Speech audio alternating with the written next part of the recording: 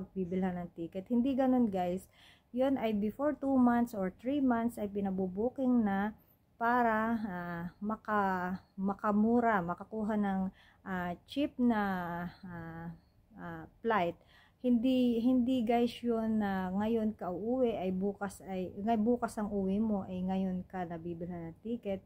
Hindi ganun guys, yan ay pinabubuking pa at may allowance kumbaga para hindi masyadong mahal, kasi ora mismo kung uuwi ka naman ng December at December ka na rin bibili, yun guys ay masyado nang mahal, hindi siya affordable. So mas lalong hindi ka pa uwi ng iyong amo kasi sasabihin niya na mahal yung ticket ngayon. Kagaya nung kaibigan ko na uuwi siya sana pero ngayon lang nakapag-decide, ay ngayon ay mahal na.